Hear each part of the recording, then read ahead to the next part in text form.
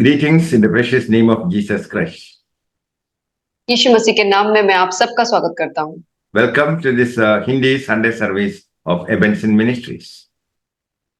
और मैं आप सभी का एवेंचुअल मिनिस्ट्री की तरफ से ये संडे सर्विस में आप सबका स्वागत करता हूँ। For today's meditation, let us turn to the book of Hebrews, chapter 6, verses 18 and 19. और आज के लिए हम देखेंगे इब्रानियों की किताब उसका 6 अध्याय उसका 18 और 19 वचन। These two things cannot change. God cannot lie when he makes a promise, and he cannot lie when he makes an oath. These things encourage us who came to God for safety. They give us strength to hold on to the hope we have been given. We have this hope as an anchor for the soul, sure and strong. It endures behind the curtain in the most holy place in heaven. ताकि दो बेबदल बातों के द्वारा जिनके विषय में परमेश्वर का झूठा ठहरना अनहोना है, दृढ़ता से हमारा ढांढस बंध जाए, जो शरण लेने को इसीलिए दौड़े हैं कि उस आशा को जो सामने रखी हुई है प्राप्त करें। वह आशा हमारे प्राण के लिए ऐसा लंगर है जो स्थिर और दृढ़ है और पर्दे के भीतर तक पहुंचता है। Hope in the Lord is similar to waiting for the Lord. और प्रभु में आशा करना प्रभु का इंतजार करना है। Christians are often assaulted with the most terrible doubts and wavering. और मसीह लोगों को अक्सर सबसे भयानक संदेहों और अस्थिरताओं का सामना करना पड़ता है। Hope in God, trust in Him, and rest in Him. और परमेश्वर पे आप विश्वास रखें, उस पे आशा करें और उस पे आप आराम करें। Expect to encounter hardship in your journey towards heaven. और आपके स्वर्ग की ओर जाने के उन रास्तों में अगर कठिनाइयां आती हैं तो आप उनका सामना करने के लिए तैयार रहें। We need bravery and hope.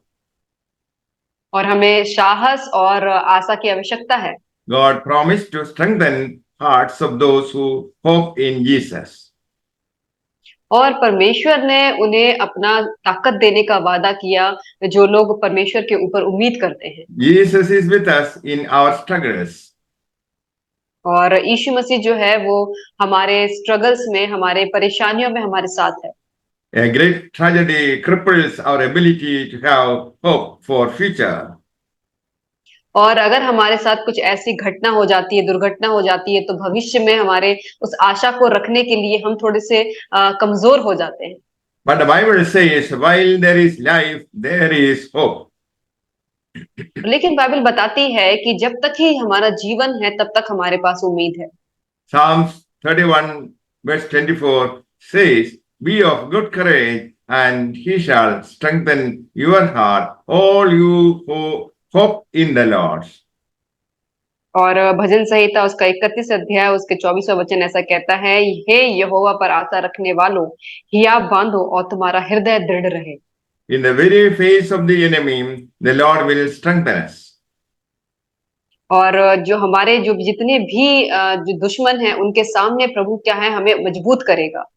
Abraham patiently endured to obtain the promise.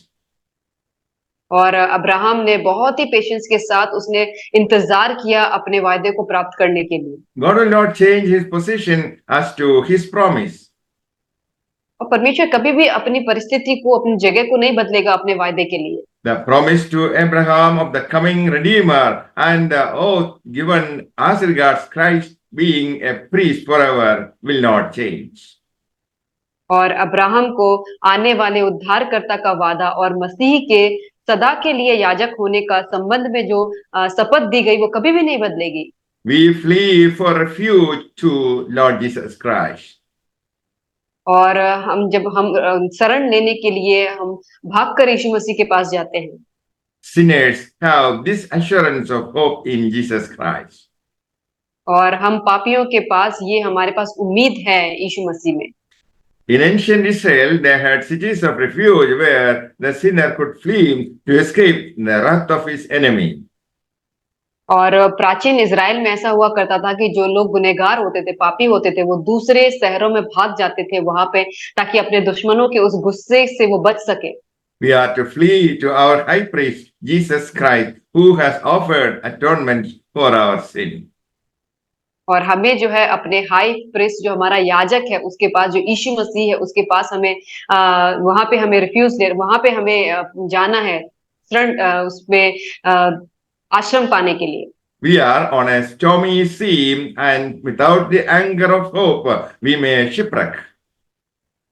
और हम एक जो तूफानी समुद्र पर हैं, और अगर हमारे पास आशा का लंगर नहीं है तो हम उसमें हमारा जहाज जो है वो डूब सकता है। When you face storms, be confident of better things. और जब आप उस तूफान का सामना करें तो आप ये आत्मविश्वास रखें अच्छी चीजों के लिए। Begin to count the promises of redemption, salvation, and reconciliation in Jesus Christ. और आप उन सब वादों का, जो उद्धार, मुक्ति और मेल मिलाप के वादों को गिनना शुरू करें। All promises to Abraham were fulfilled in Jesus Christ. और जितने भी अब्राहम को खुदा ने वायदे किए, उसने यीशु मसीह के अंदर उन वादों को पूरा किया। The heirs of promise are spiritual sons. और वादों के जो वारिस होते हैं वो आत्मिक पुत्र होते हैं। A person born again by the power of the Holy Spirit is connected to Jesus like the anchor connected to a ship. और एक व्यक्ति जो पवित्र आत्मा की शक्ति के द्वारा उसका पुनर्जन्म होता है, वह यीशु से उसी प्रकार जुड़ा हुआ है जैसे जहाज, लंगर जो है वो जहाज से जुड़ा होता है। The day he repents, he passes from death to life, from old to new man.